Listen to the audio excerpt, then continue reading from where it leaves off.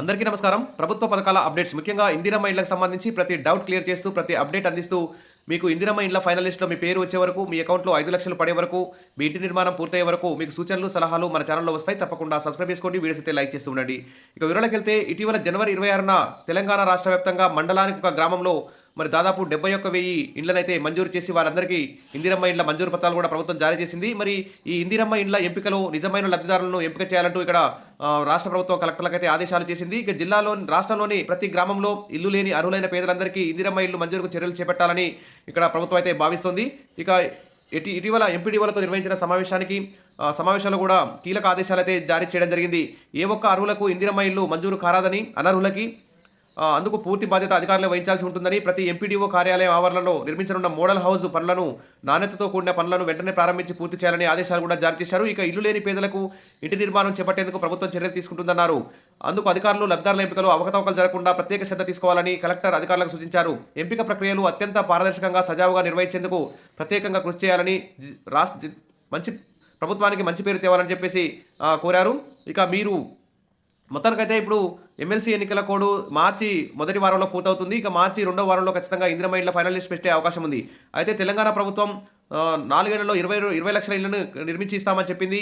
మరి దీనికి సంబంధించి కేంద్ర ప్రభుత్వం నుంచి మరిన్ని నిధుల్ని రప్పించుకునే విధంగా చేసుకోవాలని చెప్పి ప్రయత్నాలు చేసింది. కానీ కేంద్ర ప్రభుత్వం మాత్రం మీరు అడిగినన్ని ఇండ్లు ఇవ్వం, ఇందిరమ్మ ఇళ్ల పథకానికి కేటాయింపులు అంతంతే, తెలంగాణకు కేంద్ర ప్రభుత్వం షాక్, పట్టణ ప్రాంతాలను పెంచి భారీగా నిధులు పొందాలనుకున్న రాష్ట్రం ఆశలపై నీళ్లు, 10 లక్షల యూనిట్లు, 15,000 కోట్ల నిధులు ఇవ్వాలని రాష్ట్ర ప్రతిపాదనలు అయితే పంపించింది. మీ పట్టణ జనాభాలు దేశంలో 4% ఉన్నందున 4 లక్షల యూనిట్లే ఇస్తామని తేల్చి చెప్పిన కేంద్రం ఆ లెక్కన 6,000 కోట్ల నిధులు అందే ఛాన్స్. కేంద్రంపై మరింత ఒత్తిడి చేసి లెక్క మార్పించే యోచనలో రాష్ట్ర ప్రభుత్వం ఉన్నట్లు తెలుస్తుంది. ఇక్కడ అనుకున్నది ఒకటి, జరిగింది ఒకటి అన్న విధంగా ఇక్కడ పరిస్థితి అయితే ఉంది. రాష్ట్ర ప్రభుత్వం అయితే ఒక్కో ఇంటికి 5 లక్షల రూపాయలు ఇస్తామని చెప్పింది. ఇందులో మరి కేంద్ర ప్రభుత్వం నుంచి ఎంతో కొంత వాటా వస్తే రాష్ట్ర ప్రభుత్వం మీద ఆర్థిక భారం తగ్గే అవకాశం ఉందని భావించింది. కానీ కేంద్ర ప్రభుత్వం పట్టణ ప్రాంత ఇళ్ల నిర్మాణం కోసం ప్రధానమంత్రి ఆవాస్ యోజన ద్వారా 5 ఏళ్లకు 15,000 కోట్లు ఇవ్వాలని ప్రతిపాదించగా మరి కేంద్రం తాజాగా చెప్పిన లెక్కల ప్రకారం అయితే 6,000 కోట్లే ఇస్తామని కేంద్రం చెప్పింది. దీంతో ఇందిరమ్మ ఇళ్ల పథకానికి అమలు చేయాలంటే రాష్ట్ర ప్రభుత్వంపై మరింత అదనపు భారం పడే అవకాశం ఉందని తెలుస్తుంది. ఇక ప్రధానమంత్రి అర్బన్ ఇండ్లకు సంబంధించి యూనిట్ కాస్ట్ 1,50,000 ఉండగా గ్రామీణ ప్రాంతాల్లో 72,000 అంటే పట్టణ ప్రాంతాల్లో 1,50,000 రూపాయలు ఇస్తారు కేంద్ర ప్రభుత్వం వారు. గ్రామీణ ప్రాంతాల్లో నిర్మించే ఇళ్లకు కేంద్ర ప్రభుత్వం 72,000 ఇస్తుంది. మిగిలిన డబ్బుల్ని రాష్ట్ర ప్రభుత్వమే భరించాల్సి ఉంటుంది. దీంతో ఎక్కువ నిధుల కోసం అర్బన్ యూనిట్లు ఎక్కువగా పొందాలని తెలంగాణ నిర్ణయించింది. ఇందుకోసం పట్టణ ప్రాంత విస్తీర్ణం, గ్రామాలను మున్సిపాలిటీలో విలీనం చేయడం, ఈ విధంగా అనేక ప్రయత్నాలు చేసింది. కానీ మరి 15 లక్షల కోట్లు అడిగితే కేవలం 6,000 కోట్లే ఇస్తామని చెప్పేసి 15,000 కోట్లు అడిగితే కేవలం 6,000 కోట్లే ఇస్తామని చెప్పేసి కేంద్రం ప్రకటించడం పట్ల ఇందిరమ్మ ఇళ్ల మీద కొంచెం అదనపు భారం పడే అవకాశం ఉంది. ఇక చాలా రాష్ట్రాల్లో 2.5 లక్షలే. చాలా రాష్ట్రాల్లో పేదల ఇళ్ల నిర్మాణ పథకం యూనిట్ కాస్ట్ 2.5 లక్షలుగా ఉంటుంది. పట్టణ ప్రాంతాల్లో అయితే కేంద్రం ఒక్కో ఇంటికి 1,50,000 ఇస్తుంటే మిగతా మొత్తాన్ని రాష్ట్ర ప్రభుత్వం భరిస్తే సరిపోయేది. కానీ మన రాష్ట్ర ప్రభుత్వం యూనిట్ కాస్ట్ను 5 లక్షలుగా ఖరారు చేసింది. పట్టణ ప్రాంతంలో ఇళ్ల యూనిట్ కాస్ట్ను కేంద్రం 2,25,000 పెంచుతుందని తొలుత ప్రచారం జరిగింది. దీంతో రాష్ట్ర ప్రభుత్వం ప్రతిపాదించిన యూనిట్ కాస్ట్ 45% కేంద్రమే భరించినట్టు అవుతుంది. కానీ కేంద్రం ఆ యూనిట్ కాస్ట్ను పెంచకుండా 1,50,000నే కొనసాగించి తొలి షాక్ ఇవ్వగా ఇప్పుడు యూనిట్ల సంఖ్యను తగ్గించి రెండో షాక్ ఇచ్చింది. కాగా కేంద్ర మంత్రులు కిషన్ రెడ్డి, బండి సంజయ్ కేంద్రం వద్ద పలుకుబడి ఉపయోగించి ఈ యూనిట్ల సంఖ్యను పెంచేలా చూడాల్సిన అవసరం ఉందని రాష్ట్ర ప్రభుత్వం భావిస్తోంది. ఇక ఇందిరమ్మ ఇళ్లకు 1,000 కోట్లు సిద్ధం, నిర్మాణంలో ఇబ్బందులు తలెత్తకుండా ప్రభుత్వం చర్యలు. మొదటి విడతలో మంజూరైన మండలానికి ఒక గ్రామంలో దాదాపు 71,000 ఇళ్లను మంజూరు చేశారు. ఆ ఇండ్లకు సంబంధించి 1,000 కోట్లు సిద్ధం చేశాము, వెంటనే ముగ్గు పోసుకోవాలని కూడా ఆదేశాలు అయితే జారీ చేస్తున్నారు. ఒక్కో ఇంటి నిర్మాణానికి 5 లక్షలు ఇవ్వనుంది.